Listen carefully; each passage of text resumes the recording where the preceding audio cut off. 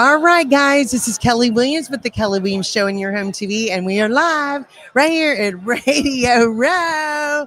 Woohoo! There we go. I'm with right now, and this has taken me a year to get this interview because Dave is like one busy man. I'm with the amazing, the incredible, the one and only Dave Stevens, everybody. Clap, clap, clap, clap, clap. Sitting ovation, sitting That's ovation. right, that's right.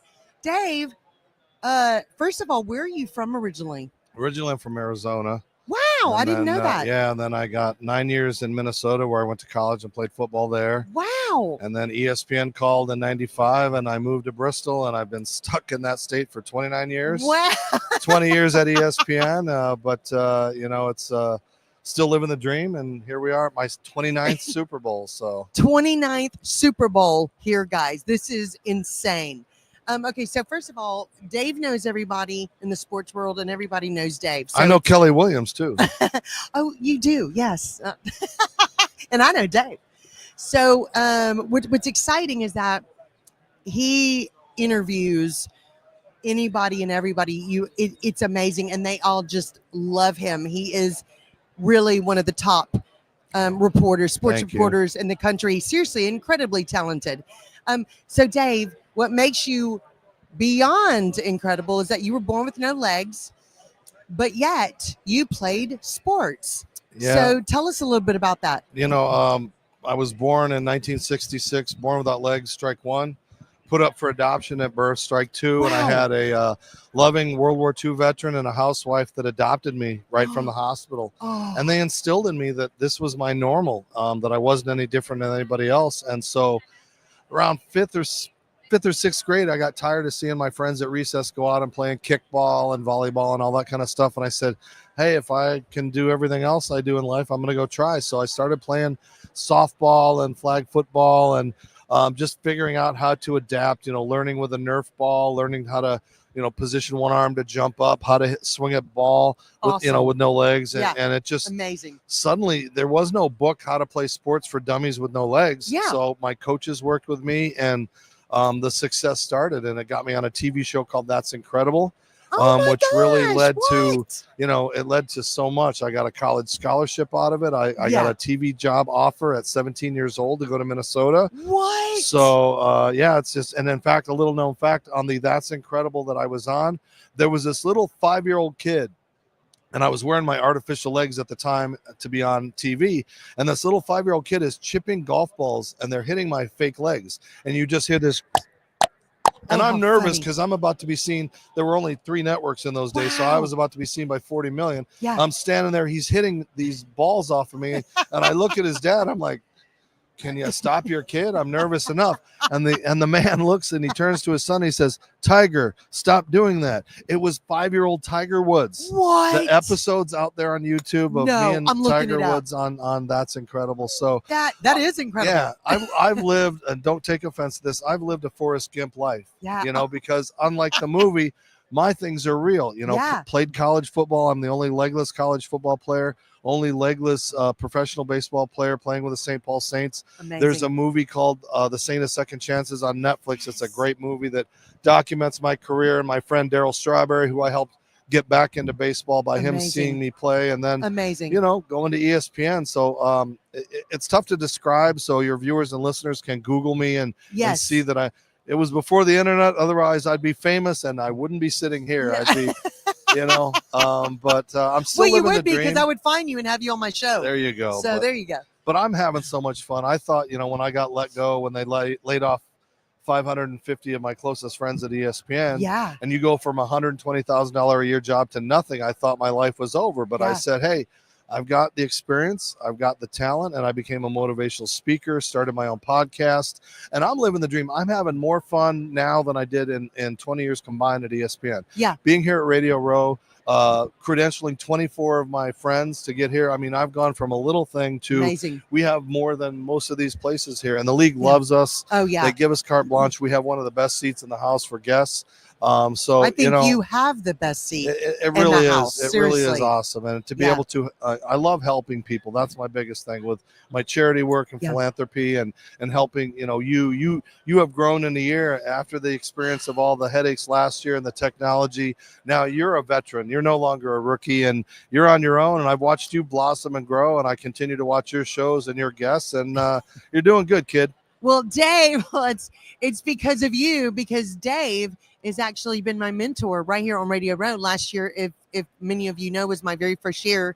And this year, Dave took me under his wing again. And you were so worried. You're like, I don't incredible. know sports. I don't know these people. How am I No. going to do this? And look at you. You get some of the best interviews. You get these people to talk about things they don't normally talk. And I love what you're doing. Thank you. Well, what's amazing is that I'll be I sit right now right across from Dave, so we can watch his shows and try to listen to his interviews. And what's amazing about you, his knowledge of the sports itself, and then these people, their backgrounds. I'm talking about. I mean, good reporters do their homework. This guy not only does his homework, but he's got all of this in his brain. You've lived it. You do it. ESPN. You're literally one of the best known reporters here at Super Bowl Radio Row every year. It's literally incredible, and the questions and things that you get to the heart of so much of what these players are about, and it's really, really good stuff. And I love watching your shows. I love it. Dave, what do you think? Besides having no legs, what do you think you thought, because you grew up going, I'm just a little bit different. Everybody's different. Okay, so I can do anything just like anybody.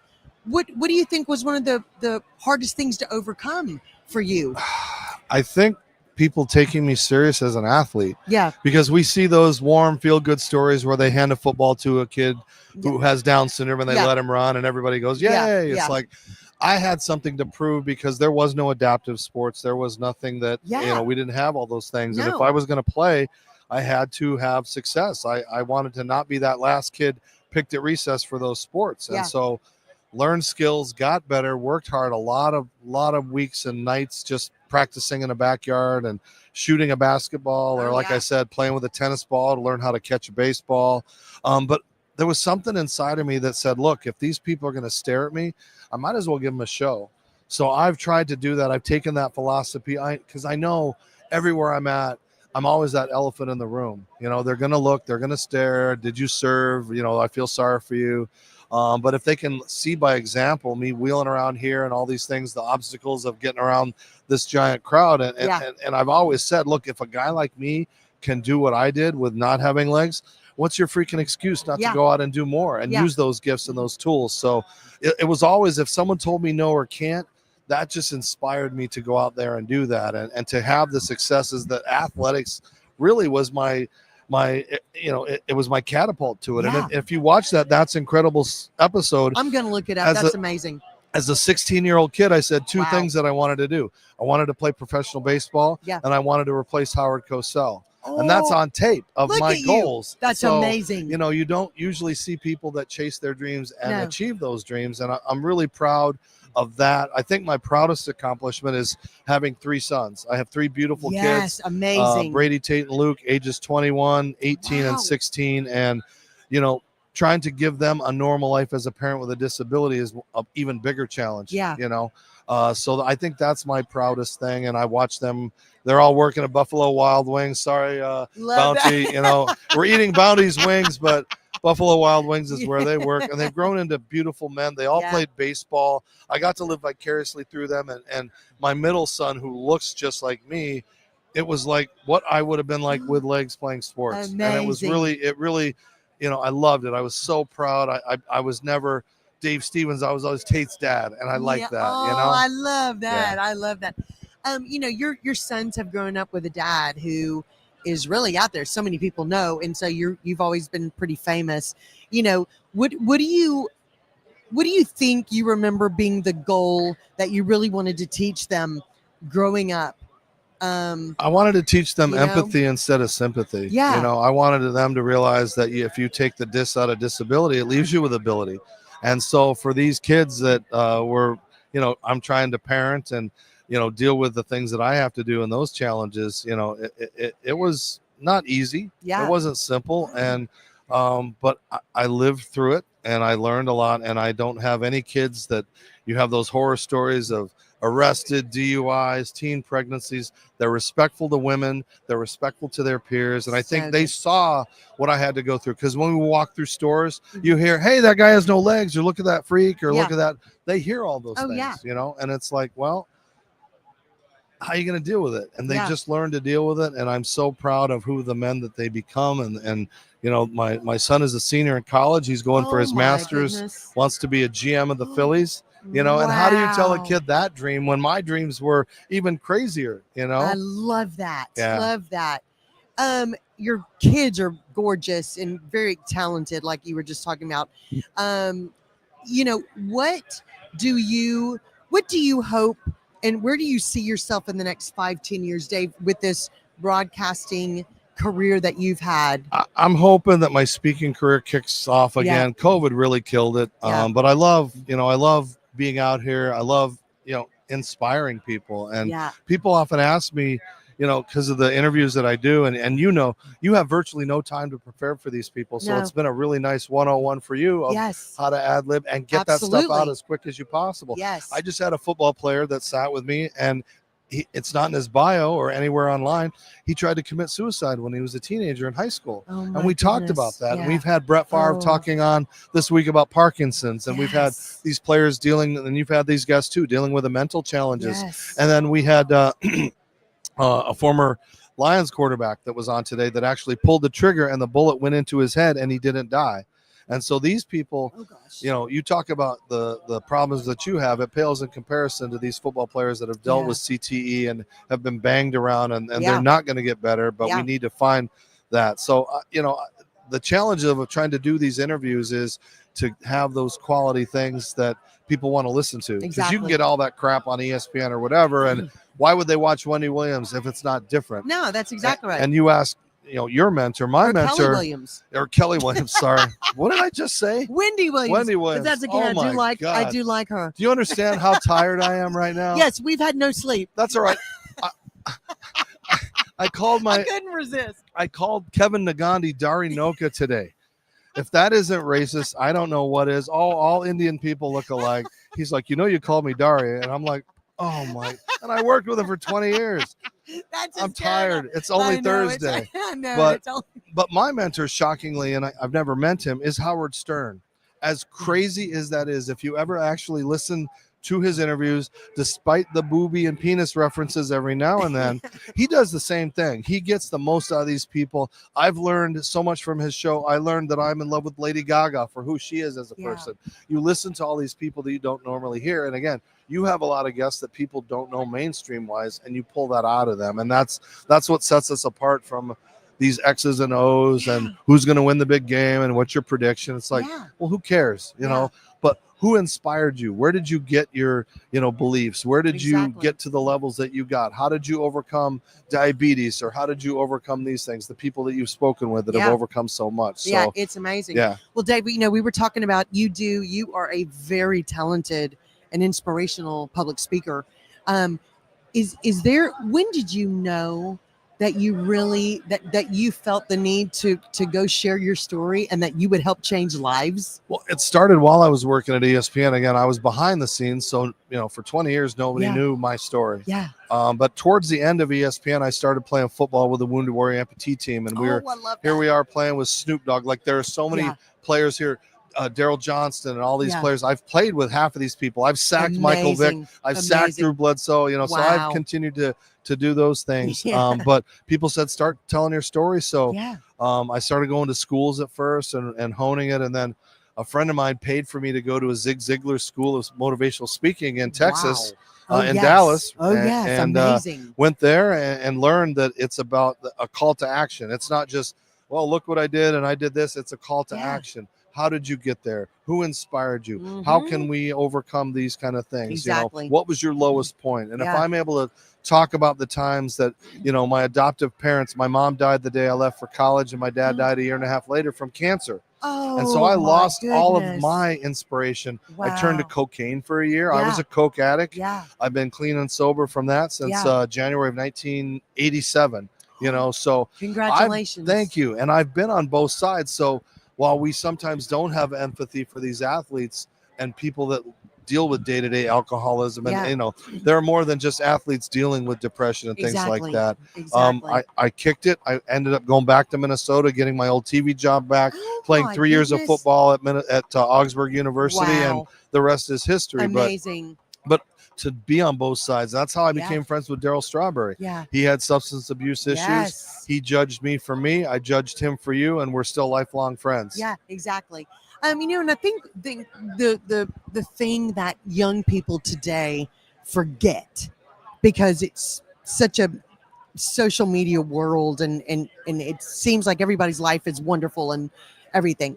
You know, everybody's just people. We all have things we're dealing with. Everybody's struggling with something, and you know, be kind.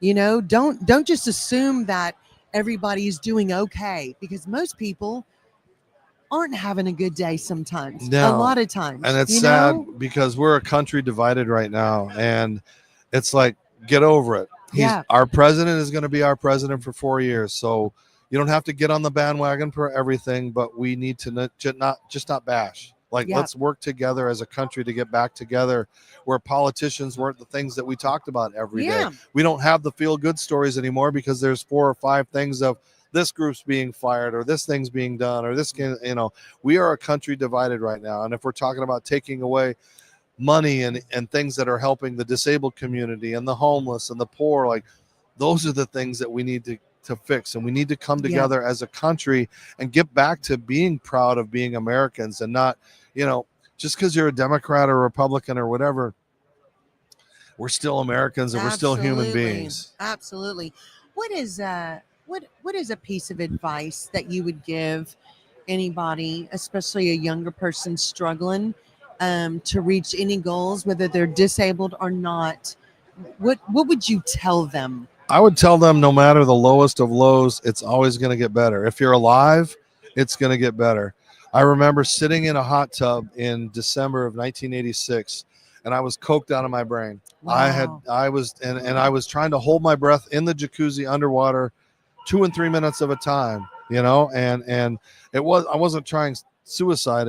I don't know why I was doing it. Yeah. And I remember I popped up out of the water. I looked up in the sky, and I just realized where I was at that moment. And I said, wow, God, you took away my mom, you took away my dad. If they're up in heaven looking down right now, they're going to be pretty disappointed. And I decided right there in that moment to get out of that hot tub, get my scholarship back, go back to Minnesota, and start my life over. And that was the lowest point in my life. And so people realize that, you know, if you don't have the support, you know, there's a lot of lonely people out there. You know, find a friend, find a relative, go to somebody, talk to a pastor, talk to somebody that you can just unload on and let those emotions flow, and you know, just realize that it's going to get better. But also that you're going to wake up the next day and the sun's going to shine, and you're going to get up and you're going to go out there and try to conquer the world. Absolutely. I love that.